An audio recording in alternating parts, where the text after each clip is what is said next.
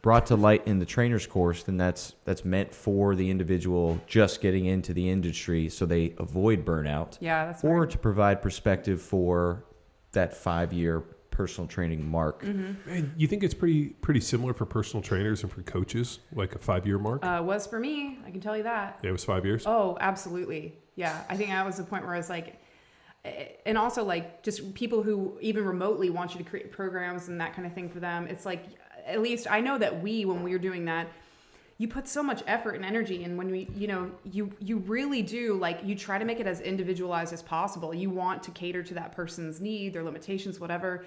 And it is so draining to know that when you are in touch with that person, at least this is something that hurt my longevity. They're like, oh yeah, sorry about that. I missed last week. You're like, what do you mean you missed last week? It took me 3 days to come up with a comprehensive, 4-week program. Plan of attack. Yeah. Mm-hmm. Well, speaks exactly to what I was getting to, that there are coach mistakes.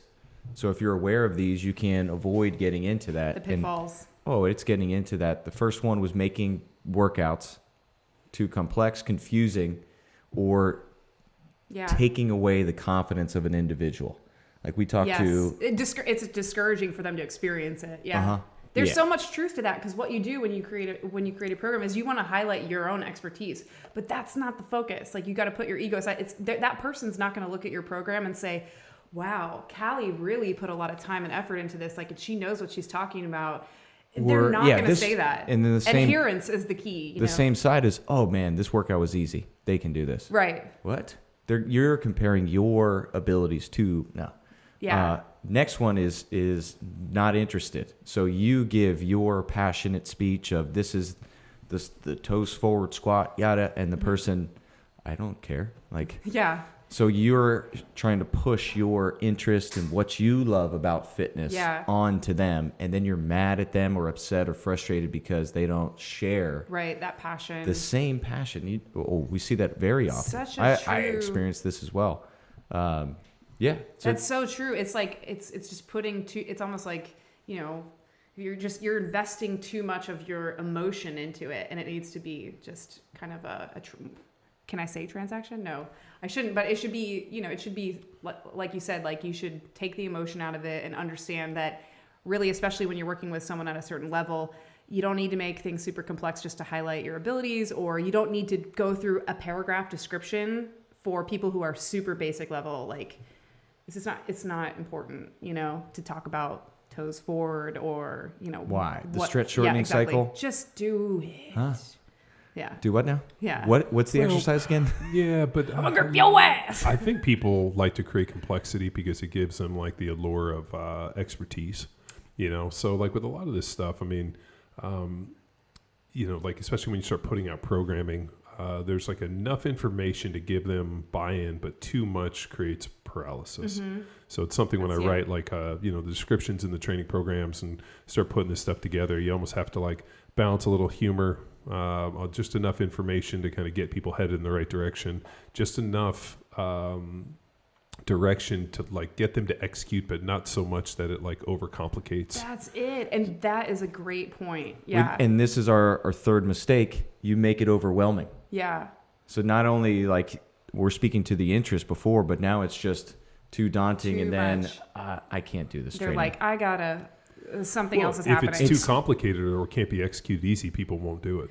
Yeah. We want and we speak to this in the course, we want the hardest part of their day, getting the courage to get in the car and show up. Mm-hmm. We don't want them to be stressed in that 60, 45, 90, however long it is. That's the biggest hurdle. And it's one thing that I found not only in just programming for people in general, but also like when I started programming for the department and putting stuff out there, you want to, like I said, you want to kind of highlight what you can do for them. You also want to distinguish, say, hey, like we're doing something different. And so you have I had a tendency to make things a little too complex for just your average person that's trying to train, because you want to be like, hey, we're not this generic program, this generic app that you've been using or whatever. So yeah, that's a mistake. And like I found through what I'm doing is just like adherence comes through kind of that simplicity, and then also having kind of like you said, like a genuine tone about it, because the program doesn't necessarily have to be super unique. The movements, all that stuff. because it'll be effective. But there's only 7 primal movement patterns. Exactly. And but if your tone is unique and they like how it's being delivered, the communication style, that's going to be the thing that they're like, oh, that's different. What kind of adherence are you getting in these programs? So we have, in terms of the app that we're using now, we have 116 people that we released it about 2 weeks ago. 116 people signed up to use it. And on any given day, there's about 10, 20 people who actually do the workouts. Mm-hmm. So that's not great, but it's not terrible also. You consider where we might be in 6 months from now, and even if we're at 30% of the people that signed up, that's still way more adherence. And so, we're trying to maintain some optimism about it. Of course, I would love all 116 people to be logging every day, but it's baby steps. So sure. And you touched on our final mistake that we speak to the course, and that's you don't want to go over there to their training and start talking negatively about that, or you want need to avoid that program, or this is where this person got wrong.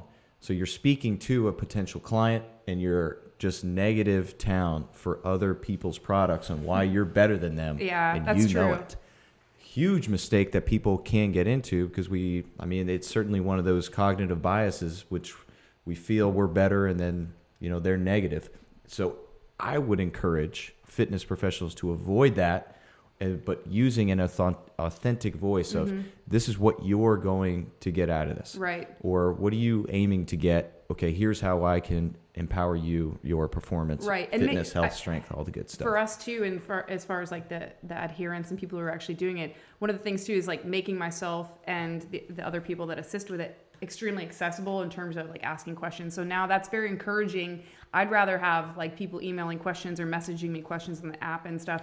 Because, it just goes to show you that somebody's using it, somebody wants to learn, somebody's using the expertise, and slowly every day there's more and more people engaging and asking questions, and they're all the basic things that you can imagine. But it is extremely encouraging because they didn't even have that before. They didn't even have that outlet. So I think even just for illusion reasons, at least shows that the department is investing in their physical well-being. And aiming to change the culture. Exactly. Creating a culture of movement, fitness, strength. Wellness. Yeah. I'm going back. I'm a loaded freight train and I'm right on track. I'm smoking.